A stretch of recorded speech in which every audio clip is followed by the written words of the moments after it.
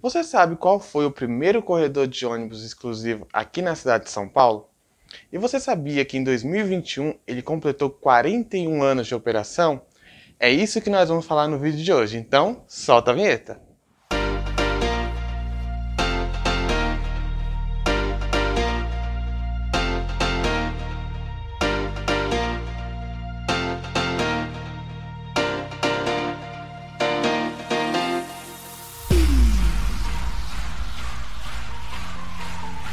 Pessoal, eu sou o Victor Santos e bem-vindos ao Metrópole de Transportes.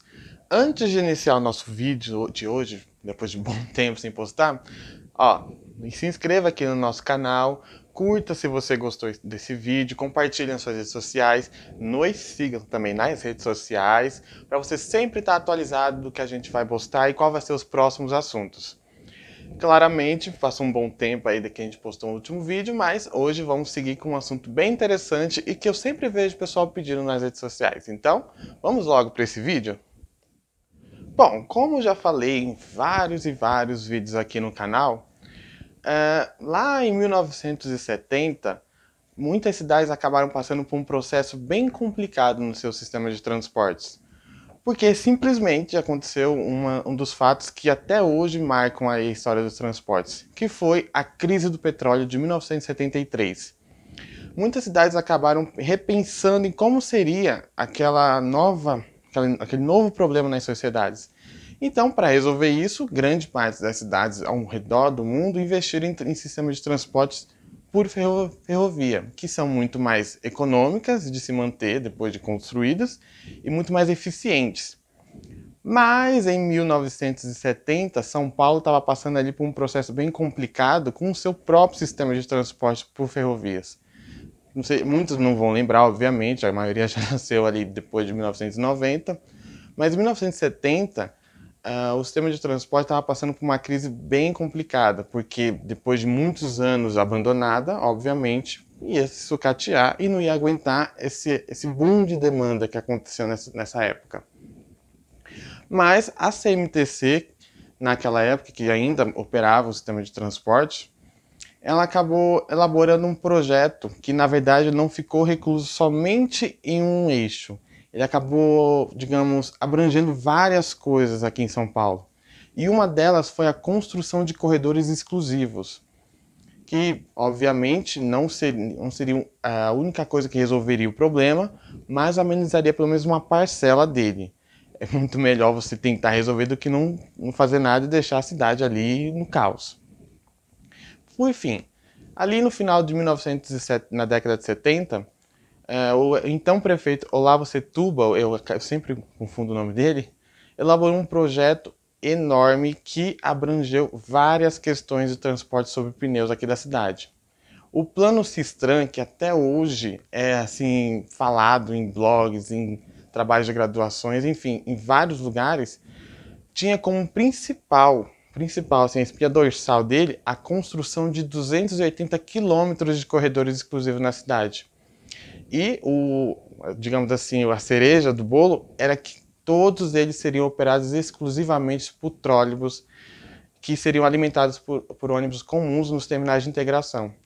E esse projeto foi tão imenso que até hoje é sentido na cidade. Dentre esses grandes projetos, obviamente, algum sairia da prancheta. Infelizmente, com o passar do tempo e com as gestões municipais seguintes, muitos foram deixados de lado.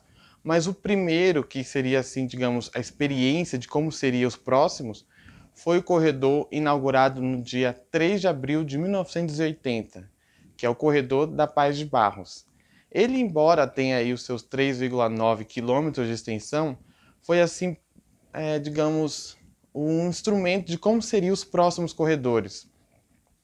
Obviamente, o Paz de Barros ali seria pequeno, dada a extensão enorme que é a Zona Leste, mas ele foi a experiência principal de como seria os passageiros vindo dos bairros, parando nos terminais de integração e seguindo até o centro através de trólebus.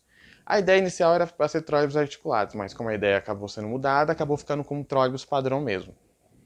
Bom, o Paz de Barros, ele foi inaugurado ali, falei já em 1980, e ele partia do recém-inaugurado terminal Vila Prudente, seguia pela Avenida Paz de Barros até ali o cruzamento com a Rua da Moca, e dali, obviamente, os ônibus seguiriam pelas vias comuns até chegar ao centro de São Paulo.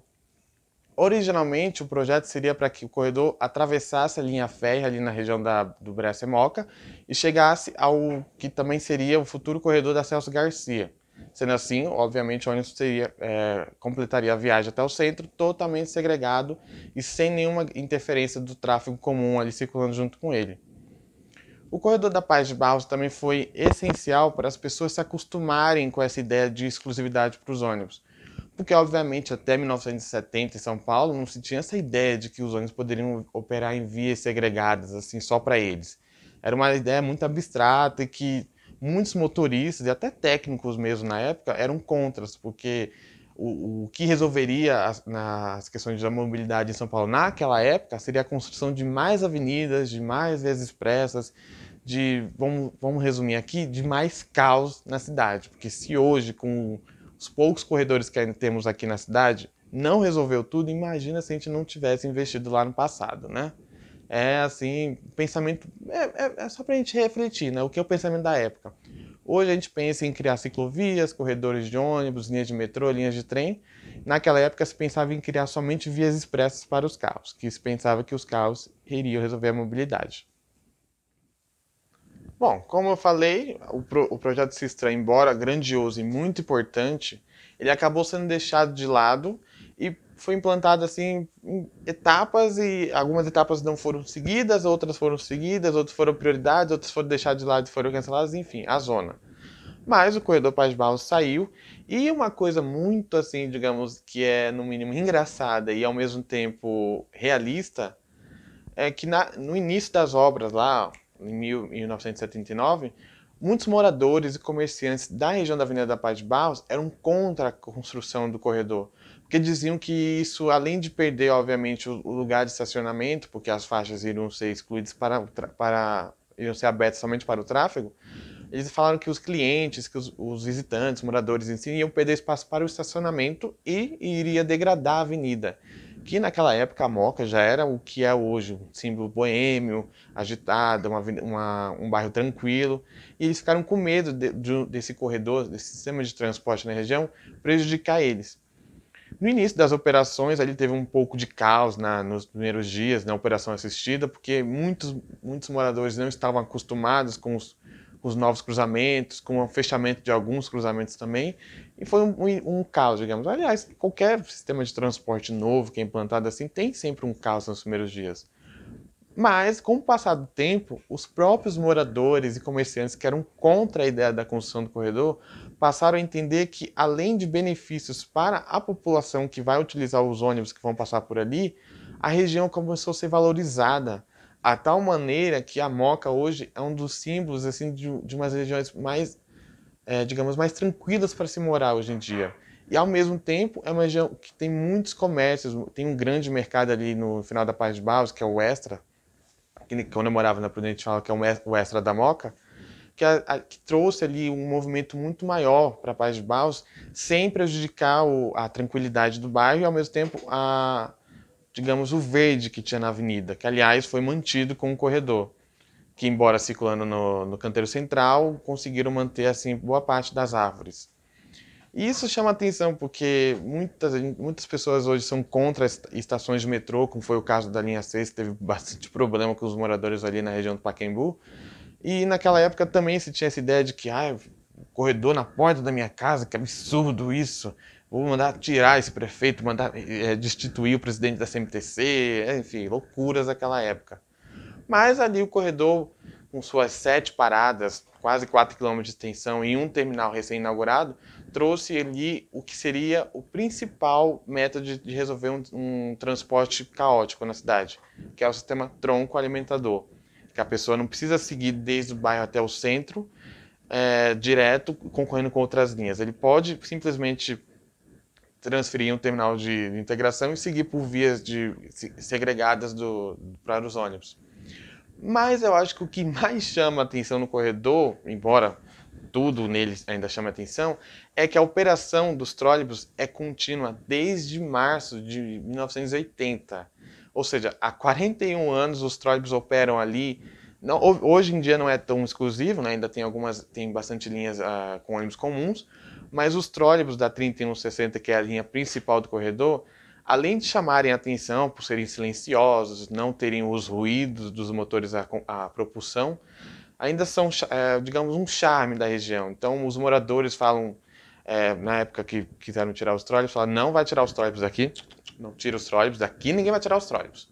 E, até hoje, é o único corredor exclusivo da cidade que tem trólebus exclusivos operando no corredor. E como está o primeiro corredor exclusivo de São Paulo? Hoje, após mais de 40 anos, ele mantém praticamente as mesmas características do que foi projetado em 1980. Os ônibus circulam no canteiro central, porém, diferente dos corredores, por exemplo, de Porto Alegre e de Curitiba, que foi inaugurado ali mais ou menos na mesma época, as paradas elas não são à esquerda ou então totalmente à direita. O ônibus ele vem pelo canteiro central, quando chega na parada, ele faz um leve assim, um pouco fechada a curva, e tem a baia do canteiro central mesmo, onde ele para à direita. Então, embarque e desembarque é sempre à direita dos ônibus. E isso foi mantido mesmo depois do plano interligado, em 2001, onde boa parte dos corredores que tinham essa característica foram reformados para colocar o embarque e desembarque à esquerda dos ônibus. A minha esquerda aqui, tá? A de você deve ser esse lado aqui, enfim. Confusão. Então, ele foi o único corredor que, apesar do interligado, toda essa coisa de padronização dos ônibus com porta à esquerda, ele ainda mantém essas mesmas características.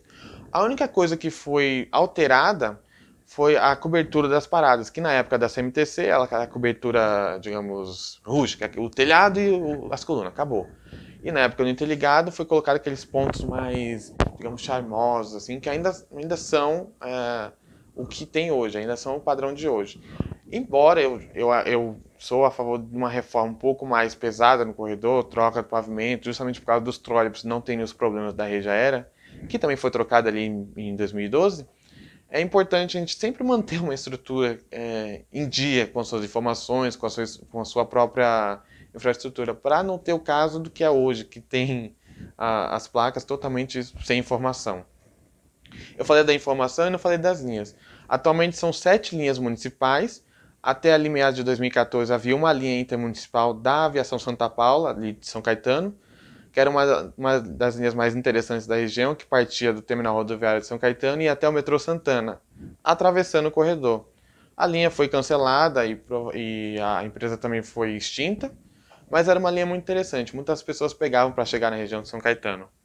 O corredor tem, como eu falei, 7 paradas e atende a cerca de 80 mil passageiros. Parece pouco comparado aos corredores do Santa Amaro e do Cachoeirinha, mas como eu disse, é um corredor que muita gente na região utiliza e é muito a favor, porque economiza muito tempo. Já pensou pegar um ônibus na Vila Prudente, chegar ali no metrô Bresse, fazer praticamente em 30 minutos por causa do trânsito, e hoje você pode fazer em até no máximo 15? É um ganho de tempo que todo paulistano quer. Todo mundo quer chegar cedo no seu compromisso, ninguém quer chegar atrasado.